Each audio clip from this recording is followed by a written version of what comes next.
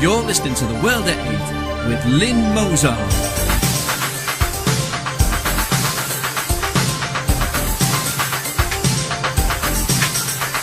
The World at 8, the number one in nationalist news. Highlights of the news today, Wednesday the 16th of January. The ugly face of UKIP. Britain to be inundated with Romanians and Bulgarians. Widow leaves £100,000 to pet charity, who then kill her dog. Deportation order for Iranian rapist who filmed his victim's ordeal. German Chancellor declares Christians most persecuted. France fears Somali Islamists may display dead Frenchmen. Boo-hoo, Hamza's wife whines as he's being mistreated. Thought for the day, we were not wrong in the British National Party. And finally, a fishy tale.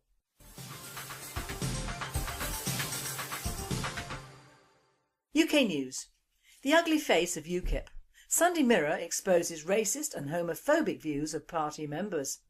The UK Independence Party has surged to a record high in the opinion polls under its brash leader Nigel Farage. But a Sunday Mirror investigation today reveals a sickening catalogue of racist and homophobic views held by some of its biggest supporters. They use the party's official online members forum to express extremist and offensive opinions on issues ranging from gay marriage to bogus links between homosexuals and paedophilia. Their outbursts are exposed as the party gears up against both the Tories and Labour in next year's European elections with its flagship policy that Britain should pull out of the EU. On the forum, senior UKIP member Dr Julia Gaspar branded gay rights as a lunatic's charter and claimed some homosexuals prefer sex with animals. She added, as for the links between homosexuality and paedophilia, there is so much evidence that even a full-length book could hardly do justice to the subject. The former parliamentary candidate and UKIP branch chairman in Oxford now faces the sack over her comments. A Nationalist spokesperson commented, "Soon the British middle class will wake up to the fact that Farage will use anything against his rivals, but his party members have let down the side. Because whether we like it or not, people are human with all the human faults. UKIP are really much more out of tune with their membership than it would first appear." Britain to be inundated with Romanians and Bulgarians. Communities Secretary Eric Pickles has spoken of his concern of the amount of Eastern Europeans coming into Britain due to a housing shortage for our own British peoples. The ridiculous comment made by Pickles and his band of multiculturalists comes many years too late and is transparent in the eyes of the British public. Labour's immigration policy from Eastern Europe has allowed criminals and rapists into Britain from Poland, Czech Republic and Hungary. These criminals have helped to fill our jails to maximum capacity since 2004. Pickles is using words of common sense, but it is too little and far too late. Widow leaves £100,000 to pet charity, then it immediately puts down her loyal dog, found lying beside her body. When widow Linda Hill drew up her will, she left £100,000 to her favourite animal charity and expressed a hope that its staff would find a new home for her faithful dog Henry. But just hours after Mrs Hill's body was discovered in her home, a vet from the charity recommended that the golden retriever be put down, and he was destroyed the following day. Wood Green Animal Shelter, based in Godmanchester, came under fire from neighbours of widow Linda Hill, who said that she would have been devastated by their actions. A Nationalist reporter said the charity have not received the money as yet, but say that Henry's well-being was compromised and it was the kindest thing to do. Well, I think that a new home for the last few months would not have hurt them at all. Most people are just too lazy nowadays to do their jobs properly. Poor Henry. Well, let's hope they're together now. Maths teacher whose wheelie bin protrudes just 12 inches outside the boundary of her home is dragged to court by council for causing a hazard. A teacher has been summoned to court and faces a £1,000 fine because her wheelie bin juts out just 12 inches beyond the boundary of her home. Alex Young, 47, is to appear at Stevenage Magistrates Court after her local council said that the grey plastic bin could present a hazard to drivers and disabled people. It said the bin could prevent grass from being cut even though there is not a patch of green in sight around the rear of her 3-bedroomed home. Miss Young was also told that the bin's appearance could negatively impact on the street scene environment. Iranian rapist Hessam Khosravi has received a laughable 6 years in prison for a rape attack on a British woman. Immigrant Khosravi, aged 24, dragged the victim into a bedroom after an argument and raped her twice. On both occasions he filmed the ordeal. Investigators viewing the film footage are said to have heard Khosravi laughing and commenting in Farsi while his victim cried throughout the ordeal. Officials say he will be deported after his 6-year prison sentence has finished. But don't hold your breath, says a World at 8 spokesperson. He will probably marry while in prison and gain the right to family life. In this country, of course. 6 illegal immigrants kicked out of Britain. Members of the British public have reported 6 illegal immigrants working in Britain. The tip-off to the authorities led to a raid at 2 restaurants, one in Bourne and the other in Stamford. The border agency checked out the 2 restaurants and found the illegal workers. The Bengal Clipper restaurant was the first hit, catching 2 illegal workers from Bangladesh. The next raid on the China Palace restaurant detained 4 Chinese illegal immigrants. All 6 are being detained awaiting the next flight home at the expense of the British taxpayer. One World at 8 spokesperson commented, "Instead of a £10,000 fine, start deporting those who employ them, including their entire families."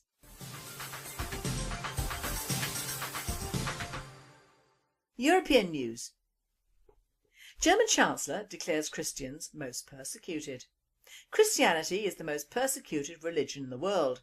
To anyone moderately aware of the world events, this passing comment by German Chancellor Angela Merkel is an obvious fact. However, it created a stir in her country and beyond by groups with anti-biblical agendas. Several human rights organisations, from the German Green Party to Amnesty International to the United Nations Human Rights Council's Special Rapporteur on Freedom of Religious Belief, declared her statement to be either totally senseless or misguided. They said her opinion was based on occasionally rumoured numbers. The highly respected Christian International Aid Society, Open Doors, jumped into the fray, countering that 80% of the religiously persecuted individuals worldwide were Christian, totalling some 100 million people in all. Open Doors' list of 50 most religiously repressive regimes fall primarily into 2 categories: Muslim or Marxist legacy. Swedes most worried about organised crime. Sweden's defence and security elite gathers for 3 days of debating, dining and skiing amid reports that a majority of Swedes believe organised crime is the biggest security threat. As the conference participants gathered in Sälen, a report from the Swedish Civil Contingency Agency showed that a majority of Swedes see international organised crime as the top security threat to their country. 3 out of 4 respondents said that they are quite worried or very worried about organised crime. 73% said they are most worried about relations between the Muslim and Christian world, while 2 out of 3 respondents cited depletion of the Earth's resources as their top concern. The past year's events in the Middle East and influx of refugees are 2 other issues that concern Swedes, cited by 65% and 56% of respondents respectively. France fears Somali Islamists may display dead Frenchmen. Paris. France fears that Somali jihadists are planning to display the bodies of soldiers and an intelligence agent. All indications unfortunately lead us to believe that the Al-Shabaab are preparing to organise a disgraceful and macabre display, said Defence Minister Jean-Yves Le Drian.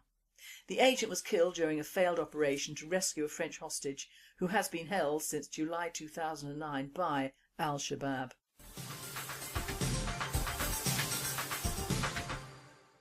World news. Oh boo-hoo, wife of extradited Muslim terrorist whines that US prison officials are being too mean to him. The Council on American Islamic Relations is waiting to swoop in with a lawsuit as we speak. Wife of accused terrorist Captain Hook, better known as Islamic hate preacher Abu Hamza, has attacked American prison authorities for keeping him locked up 23 hours a day and refusing to give him a comb. She has complained on a supporter's website about his living conditions and that he has been denied any face-to-face meetings since his incarceration. Even when he meets with his lawyers, he cannot see them because they sit behind a glass screen with a curtain.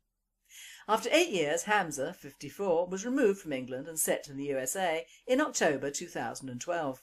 The legal and prison bills cost British taxpayers at least £1 million.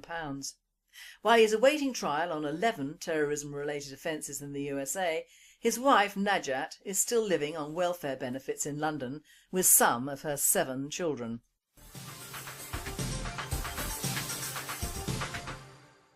Thought for the day: we were not wrong in the British National Party. We in the British National Party have always been accused of being racist in our policies regarding immigration and the effect of such in our country. I'm going to read a letter written by our European reporter in full on the positive lies of diversity. Diversity means an acceptance that all things morally, spiritually, racially, sexually and socially are all of equal value. So basically we are supposed to be bereft of any notion that our values in these terms are of any consequence, and that the imposed multicultural values are the beacon of hope that will set people free from the various biases they have developed over the centuries and millennia. Effectively, this means we should not judge any racial or religious grouping for their values, even though they judge us for ours. So what are the parameters of social behaviour that we should embrace according to the liberals? Militant homosexuality, nun marriage, renting instead of buying, complete acceptance of all other races, no matter what their predilections, sexual promiscuity, and promoting a hatred of any values that could be deemed traditional. It is always interesting to look at the people who promote these messages, as they are usually hypocrites who do not live by the same values that they espouse, and a lot of cases are very traditional in various ways.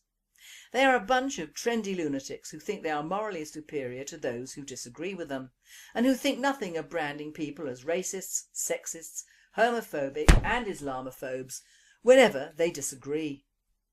You cannot argue with these bigots, as they claim the moral and political high ground as their own, and even if they are wrong in their assessment of various situations, the Arab Spring comes to mind, they can and do say that morally they were correct. They are moral, political and racial vacuums that suck in and expel fashionable quotes. They are stupid, ignorant, bigoted hypocrites. Being called a bigot or a racist by these creatures is a pleasure I've had many times after they have lost an argument. I despise them, as they are traitorous morons. Muslims hate dogs as well, so perhaps in order to make them happier and to promote social inclusion, we should give up our rights to dog ownership. I'm sure the RSPCA would have no objections to this, as it promotes their image of being politically correct. While we're at it, why not also legalise, or ignore as the authorities have done, child marriage, paedophilia, child abuse, wife beating, Sharia law and the prostitution of white girls by Muslims? After all, it would promote social harmony and show just what a gutless bunch of bastards currently rule on these issues. And before I forget, don't hesitate to prosecute, defame and persecute all those who object to barbaric practices such as the ones I outlined. After all, we do want to live in a harmonious and multicultural society, even if it means giving up our rights, laws and traditions in favour of a bunch of savages. Now put these comments with an email sent in by a member addressed to World at 8. I used to live in Stepney, right next to St Dunstan's Church, and was basically forced out of this area by Muslim ghettos. My family were constantly threatened by Muslim youths, and reported these threats to the police was next to useless, as they just cast the usual blind eye. I know Duckett Street well. The Ocean Estate was infamous, full of third world immigrants, and was a run-down slum as one would expect with such inhabitants. I moved to the Isle of Dogs, and that was fine for a while, and the BNP even got a council seat in Millwall. In 1993 the BNP won a council seat in a local by-election. I believe it was Derek Beekton who won the seat. However, Labour won the following year by a landslide. They simply flooded the Isle of Dogs with Bengali Muslims and other third worlders. I did hear on good authority that the Labour Party went round with interpreters to the immigrants' houses, warning them what would happen if the Nationalists got in again. Now look at the Isle of Dogs today, full of ghettos and a slum. These people are like a plague of locusts, and they leave a wave of devastation in their wake. I have seen this with my own eyes throughout different areas of Tower Hamlets. We are gradually being pushed further and further out.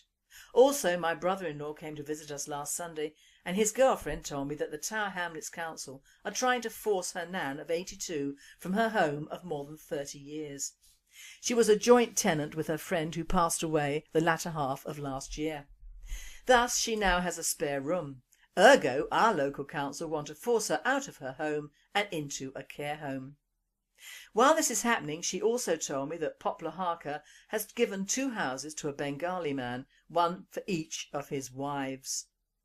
Now forgive me if I'm wrong, but I thought bigamy was a crime in this country, or have more elements of Sharia law been introduced? Alas, that is not all. Her 12-year-old niece was propositioned by a 50-plus Muslim man. She was standing outside her house looking at the New Year's Day fireworks just after midnight, and the man asked her to remove all of her clothes. She ran inside and told her father, who understandably went ballistic and went looking for him. End of email. It behoves the phrase, just because you're paranoid it doesn't mean the bastards are not out to get you. Still think that this new shiny side to Islam in the age of love is really believable? I'm now going to read a letter which was actually sent to the Belgian King Leopold on January the 7th this year. I start. Belgium, local councillor of Islam party invites Belgian king to convert to Islam. Posted by Sheridanine Zakawi. Open letter to His Majesty King Albert II, Brussels. In the name of God the Merciful. Sire, this letter was written by Radoun, son of Ebed Salam Ben Ali, local councillor in Anderlecht, to Albert, son of Leopold, son of Albert, King of the Belgians. Blessed be those who follow the path of revelation. Glory to God above, whom there is no other divinity, the Master of the world, the Sovereign. I testify that Jesus, son of Mary, is the Spirit of God and His Word. It is God who sent the Archangel Gabriel to the Virgin Mary to announce the good news. God created him from His Spirit and His breath, and He created Adam from His hand and His breath. In the Gospel, Jesus announced the forthcoming arrival of the last prophet, Muhammad. The first versions of the Bible testify to this. In the Holy Koran, God enjoins us to believe in all His prophets, His angels and His sacred books. Any monotheist believer will find in the Koran the satisfaction of his faith. Consequently, I invite you to adore God, the only one who has no associates at all, and to obey Him, as well as to follow the path of Islam, which is the culmination of monotheism announced by Abraham. Salvation and peace be upon him and his descendants. In embracing Islam you will find peace, and God will give you a double reward. If you reject Him, you will bear on your shoulders the burden of the sins of your subjects and your followers. I have accomplished my task by transmitting this good news to you. It is up to you, sire, to take the right decision. May peace be upon you as well as your family and all those who follow the right path, that of those who have obtained the satisfaction of God. End of letter. Now, if there are 2 things that make my gorge rise, it's liars and hypocrites, and this so-called exhortation to convert covers both. I'm sure you must find it odd that when these colonisers and missionaries live in the Western lands, they seem to adopt Jesus as a primary prophet in their endeavours to convert us unbelievers, as do the Ahmadiyya sect with their supposed body of our Saviour resting in northern India and claiming yet another section of the Bible.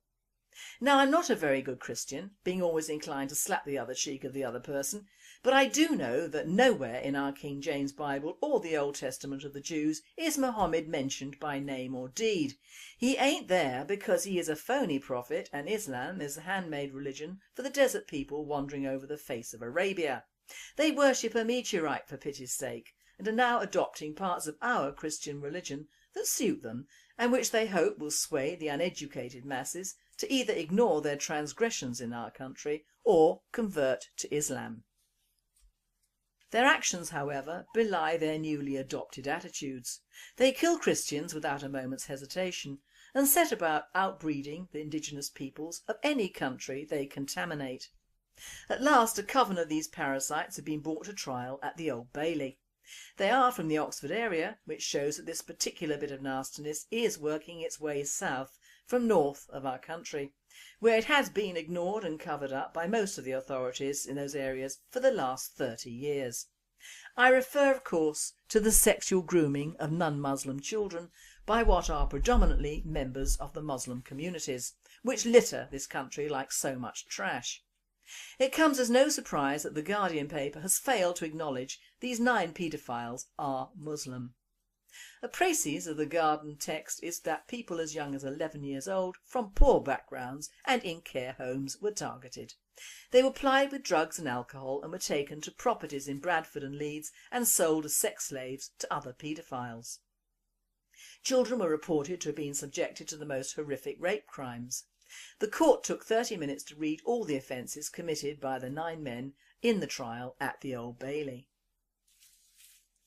Now, in a more in-depth report and wearing my pro-fam hat, the details of this case are truly horrific. One of the children became pregnant at 11, and when the father, gang member Mohammed Kara, discovered it, he used an instrument to perform an abortion on her, it is alleged. There should be another word for this torture and rape, apart from grooming. You groom horses, not hopefully stub out cigarettes on them and cower them into prostitution. If any listeners have a title that doesn't include all Muslims and grooming becomes abuse, please send them in on your comments. Even now the case has been highlighted as girls from troubled upbringings and care homes, which of course denotes that these men did these children a favour in abusing them. To bring these children under control, they were attacked by their boyfriends using knives, meat cleavers and baseball bats to inflict severe pain on the girls for their own twisted pleasure. On other occasions the girls were bitten, scratched, suffocated, tied up, beaten and burnt with cigarettes. To cap it all, and as we have said in the Why BNP anti-grooming leaflet, these men are said to have fed the girls copious amounts of drugs and alcohol, so they become more complicit to their depraved demands. As the prosecutor Neil Lucas QC stated, at first they made her feel special by paying her the attention she did not receive at home. It was an act of grooming. The men, having realised she was a vulnerable girl, were targeting her for their own sexual purposes. In fact, if you have read this leaflet or listened to some of my talks, Mr. Lucas has reiterated our facts exactly. One girl who had been abused since she was 12 years old by this gang actually missed her 15th birthday because she was so wasted. She has lost years of her life, and all of the children were barely aware of what was going on during the abuse, which perhaps is a mercy. It is reported in the Mail that these men would travel to Oxford, often by appointment, from as far afield as Bradford, Leeds, London and Slough, specifically to abuse young girls in hotels and private houses. Sometimes the girls were taken to towns and cities such as London and Bournemouth, where they were sold for sex. These men also subjected them to humiliating and degrading levels of abuse, leaving the girls with severe internal injuries. The gang often stood guard outside a room while girls were being abused and threatened to kill them and their families if they tried to escape. The poor child who forgot her own 15th birthday, even when rescued, started to self-harm to take away the hurt, and told her mother, "I might as well be dead." Opening the case today, Mr. Lucas QC said, "Much of what the girls were forced to endure was perverted in the extreme. These defendants and the others with whom they operated showed the complainants little or no human decency or consideration." Now that is the hub of the problem. These men are operating as they would in their own countries and under the auspices of Islam. Whatever Muslims say, their treatment of children from different cultural and religious backgrounds for their own financial gain and sexual use will not go away until it is forced to, and by that I mean members of the public being more on the ball than in the past. Several times people have rung into Profam with stories to tell, and when followed up, they clam up. Why? Because they're too frightened of the feedback from the Muslim communities who often live on their doorsteps and indeed could be neighbours. It must be chilling to have foreign paedophiles who have been getting away with this for years near your own young daughters. In my experience, many of these girls are not vulnerable or in care homes. They come from decent, hard-working families who have just lost the lottery for their towns and cities to the immigrants and multicultural progressives, both of which have no time for British children, British religion or British culture. Fortunately for them, we in the British National Party and Profam are waiting for them to speak.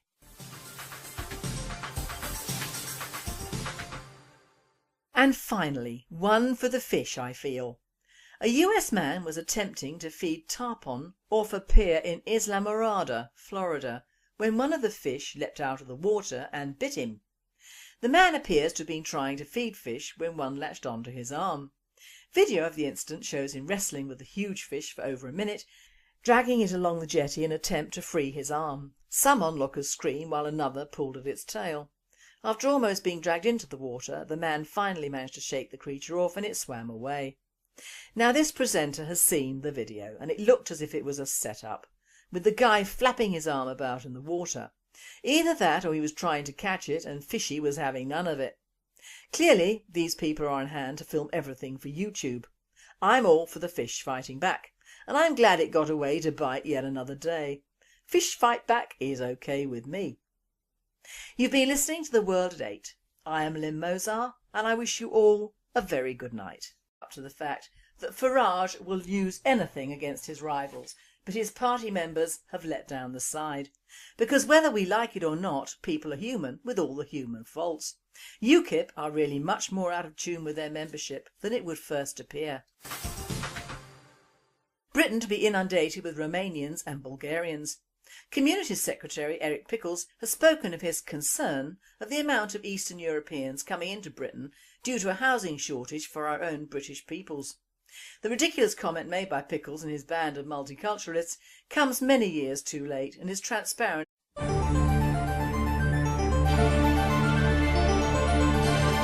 You're listening to The World at 8 with Lynn Mozart.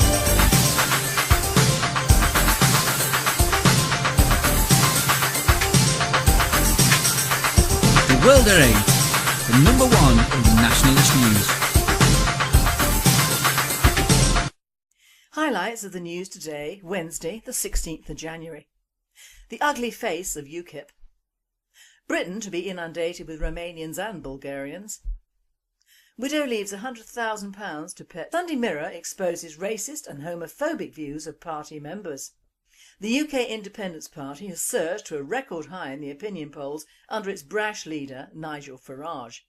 But a Sunday Mirror investigation today reveals a sickening catalogue of racist and homophobic views held by some of its biggest supporters.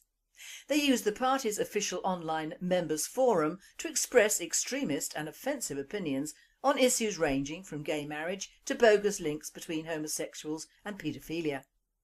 Their outbursts are exposed as the party gears up against both the Tories and Labour in Next Charity, who then kill her dog. Deportation order for Iranian rapist who filmed his victim's ordeal. German Chancellor declares Christians most persecuted. France fears Somali Islamists may display dead Frenchmen. Boo-hoo, Hamza's wife whines as he's being mistreated. Thought for the day, we were not wrong in the British National Party. And finally, a fishy tale.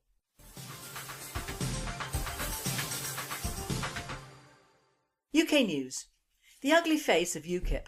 This year's European elections with its flagship policy that Britain should pull out of the EU. On the forum, senior UKIP member Dr Julia Gaspar branded gay rights as a lunatic's charter and claimed some homosexuals prefer sex with animals. She added, as for the links between homosexuality and paedophilia, there is so much evidence that even a full-length book could hardly do justice to the subject. The former parliamentary candidate and UKIP branch chairman in Oxford now faces the sack over her comments. A Nationalist spokesperson commented, "Soon the British middle class will wake up